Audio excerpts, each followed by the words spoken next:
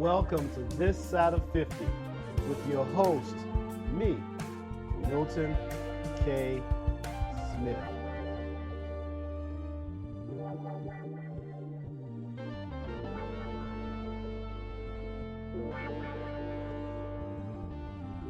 Well, hello there, my podcast family. This is Milton. We are back with This Side of 50, starting off season 2. I know I've been absent for a while, been missing. Got some things we're going to talk about today, but I finally got myself to a point where I said I'm just going to sit down and start this season 2 off. So thank you all that have subscribed to this podcast. Thank you for downloading and for putting me into your mix, putting me into your morning drive or your evening drive, or just when you're chilling at your house or out at the beach or wherever you may be. I really appreciate it that you've downloaded the podcast. All right. So once again, you can email me your comments, your suggestions, topics, your thoughts, your views on any of the subjects, conversations that I have here by emailing me at mks@miltonksmith.org. That's mks@miltonksmith.org. And I will try to, in a timely fashion, address your questions or answer your questions, address your comments, maybe even here on the podcast. I may even give you a shout out. We ask that everything be done with respect and that everyone has their own opinion. You are entitled to your opinion. And this is just a conversation, all right? So there's no right, no wrong. I'm just giving my viewpoint. You can agree, you can disagree, but we all can still live peaceably together.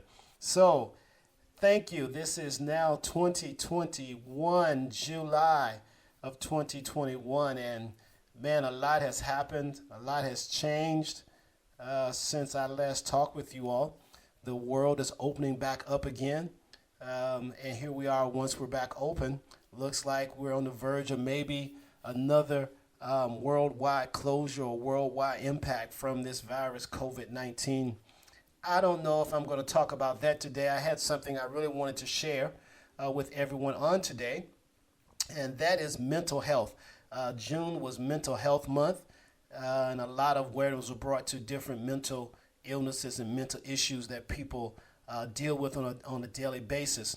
So I wanted to start off season 2 talking about mental health, and then if I get an opportunity to venture into some other topics, we may do that. If not, download, hit the subscribe button so you can keep abreast of every new episode that's going to happen here on This Side of 50. So Mental Health Month was June, and I found myself, and we'll have a moment of translucency here. People often say they're going to be transparent. I use the term translucent because I never really share everything. You cannot share everything with everybody, and some things are not meant to be shared with, on a worldwide platform like we have here with social media, podcasts, and things like that. Some things you share with people one-on-one, as I think you're led to. But with Mental Health Month, I wanted to address those of us who are challenged with PTSD, post-traumatic stress syndrome. Post-traumatic stress syndrome. I'm not going to use the word disease, but post-traumatic stress disorder is what I would say. And I want to address that because that's one of the challenges, struggles that I have. I had to come to a realization that I am a sufferer. I am a person with post-traumatic stress disorder or PTSD, and then bring myself to the realization to get help. So if you miss anything else that I may say over these next 15, 20 minutes, I want you to hear this loud and clear. If you're struggling with any type of mental illness, it is okay to get help. It's okay to have a therapist. It's okay to seek help from someone, to admit that you're having issues. Your mental health is the most important thing. It's right up there with your physical health, your mental health. You want to be healthy physically, and you also want to be healthy mentally. So don't let anyone I don't want to use the word bully, but don't let anyone intimidate you or make you feel a certain kind of way because you admit to having mental challenges. It's okay. It's okay. Coming from my church background, Christian background, a lot of times those that wrestled with mental issues were often demonized. Therefore, they wouldn't admit it, wouldn't own up to it, or they wouldn't seek the proper medical help for their issue because they didn't want to be ostracized, didn't want to be labeled. But things are changing, and it's okay not to be okay. Some of my symptoms definitely stem from my time in the military, and won't go into too much of that. And then some other instances in my life that help compound the symptoms and the symptoms of PTSD. Everyone has a different story. Everyone goes through tests and trials. It's how you deal with those tests and trials that's most important. So I'm not here to say that everyone that goes through depression or everyone that deals with any kind of emotional outburst has post-traumatic stress syndrome.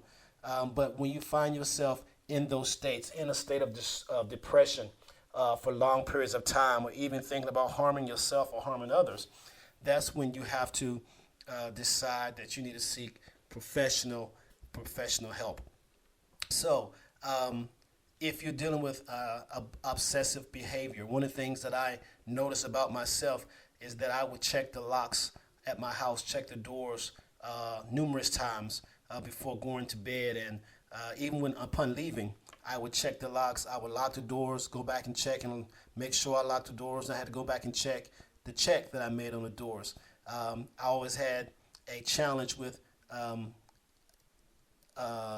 caroling irons and things like that, irons in general, being unplugged when I left. I don't like leaving things plugged in, so I would check 2 and 3 times to make sure I had unplugged the curling iron that my wife may have been using, or the iron for the clothes, or even just as simple as unplugging a candle or something like that to make sure that it's off. That obsessive behavior that goes along with some of the mental challenges that we have, right? Also, thoughts of something with my therapist that we've been working on, thoughts of negative thoughts that produce real emotions or real behaviors, thoughts that you know are not true, thoughts of that you're a failure, thoughts that you're not doing enough, thoughts that you've made too many mistakes that bring you into a state of depression or a state of depression, a state of unhappiness, and being able to pull yourself out of those doldrums, out of those states, become a challenge, even with the fact that you contemplate ending your own life, right? So when you get to those valleys in your life, you have to, at some point, make a decision to seek professional help. There are so many numbers you can call, and I'm sitting here now, and I don't have any numbers in front of me. Let me see if I can pull up some, especially if you're military. I'll pull up some numbers that you can call if you're seeking, if you're ever needing, counseling or need to talk to someone. If you find yourself in a crisis, so to speak, where you can call and get some professional help. And I'm quite sure you can call these numbers even if you're not in the military. But let me find that number right quick while it's popped into my mind. Some of the things that you also deal with, though, that it can get to the point that it can impair your work ability, that you cannot work. You know what I'm saying? That you have such high anxiety from stress or high anxiety from the workload that your work performance begins to suffer from that. And those are the things you have to look for. Those are the things that you have to key on. I'm blessed to have people in my life that when things weren't looking like they should for me, they came to me and said, "Hey, Milton, I think you need to check yourself. Check yourself," is the word they use. Or they pointed out some things that I was doing that they thought were of concern, and that I needed to address those situations. You know what I'm saying? Let me give you this number. If you're military, here's a number you can call: 1-866-651-3180. That'll put you with a care help desk, and you can definitely go forward from there if you ever find yourself in a stressful situation. I'm also looking here. I have it on my phone, and I'm quite sure I put this in my phone. I don't know why I didn't pull this up before I started here, but that's okay. I'll pull it up now and go through it. I think I can pull it up now. Hold on one second here. I want you to be able to write these numbers down and keep them. If you don't need them for yourself, you can definitely use them or have them handy in case someone in your life needs those, needs assistance at any time. I got to pull this number on my phone. Of course, I can't find it when I want it, right? You ever have that issue when you need to find the number, you can't find the number, right? I'm having that issue right now. When I need to find a number, I cannot find that number. So let me keep talking, then we'll find it, right? So found myself dealing with PTSD and having to seek help, seek assistance from a therapist, and things have been going well. One of the treatments that we have here, or that they have me, is what they call cognitive behavioral therapy, which helps you reorganize, redirect your thoughts, right? Your thinking that leads to your high anxiety, or leads you down that road that you don't want to go down, right? So let me give you another number here. I have a few numbers, but I don't want to weigh you down with so many numbers. But I give you one more that you can call if you ever find yourself in that situation. You can call 800-342-9647. That's for the military. 800-342-9647. That's another number you can call. And I'm going to keep handing out numbers as we go through this. Let me find a couple of numbers here for you. If you are a civilian and you're having a mental crisis, mental issues, of course, suicide hotline. We'll get that number for you right quick. Yeah, I'll get that number for you right quick. And it's interesting because this week, if you've been paying attention to the news, Simone Biles, Olympic athlete, pulled out of the Olympics because of mental issues, mental health issues. Here's a number for you, the Suicide Prevention Lifeline. This is a number that I wanted to give you that I didn't have in my phone like I thought I had. 1-800-273-8255. 1-800-273-8255. I'm going to say that number one more time. 1-800-273-8255. That's an important number to keep if you wrestle, if you deal with depression, if you're dealing with issues, mental health issues, or you know someone that is dealing with mental health issues. That is an important number for you to keep, an important number for you to have handy so that you can call that number. Of course, you can always dial 911 for sure. But you also want to have this number handy as well. In case it's not a crisis at that moment, you can call that number just to talk with someone, just to get counseling. Maybe you're just going through a depressed state. You can call someone to talk to them. So we got a couple of numbers there. But if you find, like I say, some of the symptoms of PTSD, we'll touch on that for a few minutes here, is, and I'll read them to you so I won't mess them up, impaired work performance and social function during times of stress, right? And let me say this while I'm thinking about it. Just because you're having mental challenges does not mean you have to have medication.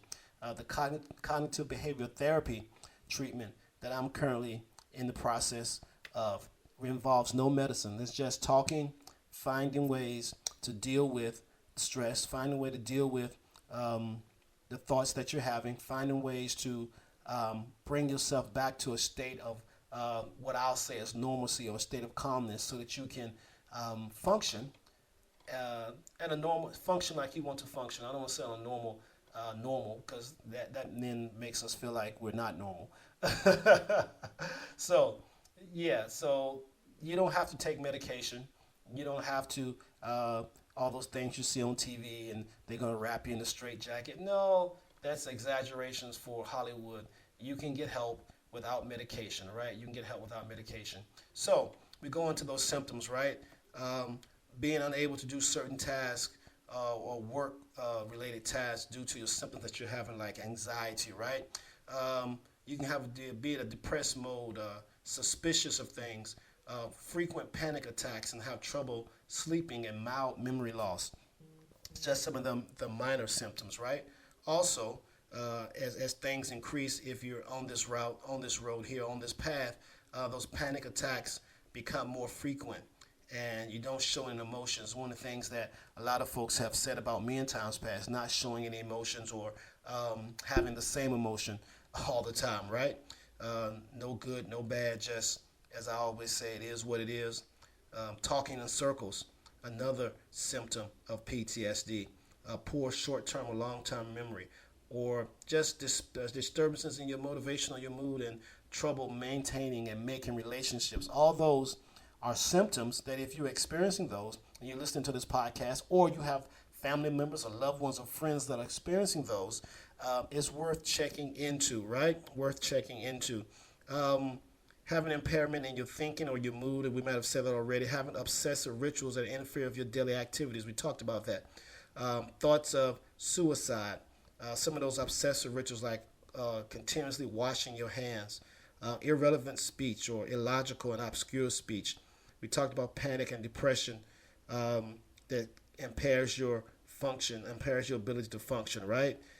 Periods of violence and disorientation, getting lost. And of course, when it gets to a real heightened state, you stop caring about your appearance. You can't adapt to stressful circumstances. And then finally, in the most severe cases, that you're just inappropriate behavior in general. You're a danger to yourself, a danger to others. You have attempted suicide, attempted to hurt yourself.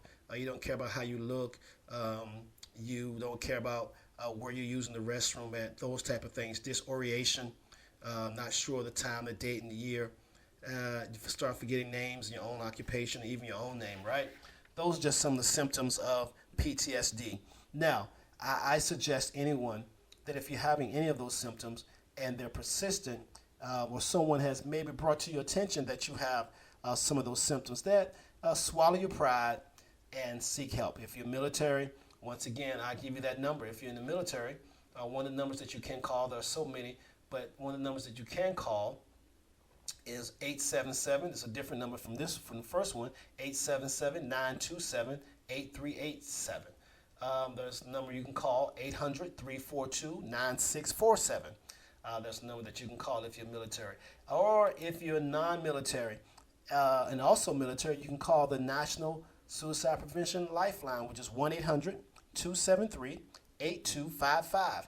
And of course, you can always dial 911. So what I found in my, this is about 4 weeks into my treatment, 4 weeks into the therapy, is that a lot of what we go through, a lot of what we deal with PTSD and any mental issue actually comes from not wanting to admit to ourselves that we need help, not wanting other folks to label us as being crazy or whatever the case may be. So we hold a lot of things in, we try to handle it ourselves, and we actually put a lot more stress on ourselves by not admitting, by not acknowledging the challenges that we're having, as opposed to acknowledging them. One of the things that I noticed with me as soon as I got into the treatment, you're able to deal with those thoughts a lot better. You're able to find yourself, bring yourself to equilibrium a lot easier. Now, someone may say, well, Milton, pastor, whatever you want to call me, why would you open up about such a topic? I want to encourage other people who may have less symptoms, similar symptoms, even greater symptoms than what I have experienced, to get help, to seek help. There's nothing wrong with that. Once again, that does not mean that you're abnormal. That does not mean that you're crazy. It does not mean that you should be locked up. It means that you have experienced some things in life. My phone went off right there. It means you've experienced some things in life that have caused you cause stress, and you are having challenges dealing with that, and you're having challenges coping with those things. Now, on the surface, you look normal. No one knows you're having any kind of challenges. If you're like me, you have to be around me. You have to know me. You have to be close to me, even to recognize any of those symptoms, because you can function. A lot of us, many of you, function daily, and you function well because you can. You've learned to I'm not going to say hide the symptoms, but you've learned to deal with those symptoms as best as you can. I want to encourage you that there's a better way. I want to let you know that there's an easier way to deal with them, and there's treatment that can help you manage. I'm not going to say that it's going to cure you. I'm not going to say that you'll never have another panic attack, another anxiety attack, or that you won't have another depressing thought. I'm not going to say anything like that, but you will definitely learn how to effectively deal with those thoughts, deal with those things. So, once again, that number for the National Suicide Prevention Hotline is 1-800-273-8255. 1-800-273-8255. And then if you're military, I gave you this number here as I've done before. Here's another number for the military, 877-22-8387. 877-22-8387, along with this number, 800-342-9647. You can get in touch. And of course, when you call any of those numbers, they will say if you're having a mental crisis, hang up, call this number, or push this particular button, this prompt, and it will direct you to the help that you need. When I first made my call, I called the behavioral health or mental health at the VA, and wanted to I was sent a request to my primary care physician, and my primary care physician was out that day, and they asked me, was I having a crisis? And I said to them, I'm not having a crisis per se, but I know it's taking all that I have to make this call, and if I have to wait until I get a referral from my primary care physician, then I'm probably not going to follow through. So they had someone call me right away. You have to become honest with yourself. You have to open up. You have to be willing to expose yourself if you're going to get help. You cannot get cured for something you will not admit that you have. You cannot get help for something if you don't say that you have a problem. And once again, I will emphasize, it's okay to get mental health assistance. It's okay to get mental health help. It's okay. Call one of those numbers that I've already given you. I'll give them again in a few seconds, a few moments. I'm saying to you that it does not take away from who you are. It does not devalue who you are. It does not change who you are. You are still the great person that you always have. Matter of fact, you're even greater because now you can be an example of someone that says, hey, I have a problem and I'm getting help for my problem. I have something that I need help dealing with, and I'm wise enough, I'm mature enough to get help for that. And then you can help others.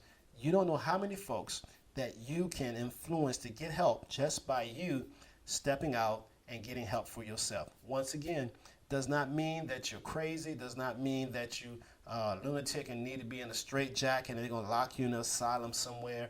No, that just means you've recognized some deficits, some challenges in yourself, and you want to be better, not just for yourself, but for your family, for your children, for your loved one, for your friends. And that's the thought process you have to have, that you want to get better. Everyone listening to me, you should want to be better physically.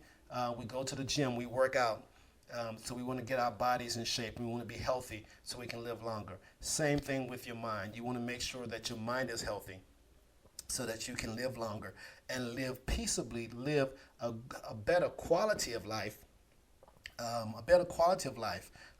with a healthy mind and a healthy body. So I guess this is a different way to start off season 2, but I wanted to address PTSD and mental health because it's becoming so prominent in society, and there's so many different things out there. I don't listen to negativity from any source, whether it's from a Christian source or from a non-Christian source, secular source, I think it's okay to have a therapist. And having a therapist, for those Christians that are listening, having a therapist does not mean that you do not believe in the healing power of God. It means that you acknowledge the fact that God has given gifts and talents to some of us, to psychologists and psychiatrists, to help those who may need the help. It's like going to a regular doctor, right? There's nothing wrong with going to a doctor and still believing that God will bring you through. For those who are non-Christian, then once again, there's no problem. There's not a kick against you because you get help from a therapist. I would dare say a lot of folks need to talk to a therapist every now and then, just to get some of my Crystal Light. Did I tell you about my Crystal Light? Let me get some. Hold on. Yeah, just to clear your head sometimes, get some thoughts off your mind. Now, my time is about up. I'm going to let you all go. I appreciate and thank you so much for listening and subscribing to this podcast. Share this podcast with someone. Maybe my story can help someone else from this episode as we start season number 2. Let me give you those numbers once again. If you are military, some numbers you can call for mental health: 877-222-8387. I'll say again, 877-222-8387. If you have hearing loss, you can call 800-877-8339. Another number for the military I have here is 800-342-9647. 800-342-9647. And then finally, the National Suicide Prevention Lifeline, 1-800-273-8255. 1-800-273-8255. And of course, we always have 911.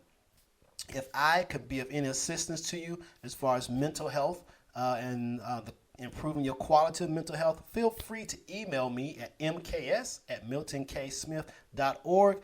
I hope this episode 1, was helpful to you, was a blessing to you. Take care of your mind. It's the only one that you're going to get. Stay tuned. Be on the lookout for episode 2 of season 2. How's that? Episode 2 of season 2, because I'm back, and we're back live. And if Living Color? Yeah, Living Color, Podcast Color. We're live. This has been Milton. You're going to hear that outro, and I'll talk to you next time. All right? Bye.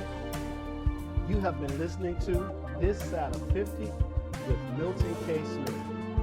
Email me your comments, your questions, your thoughts. mks@miltonksmith.org. I look forward to hearing from you. I'll talk with you next time.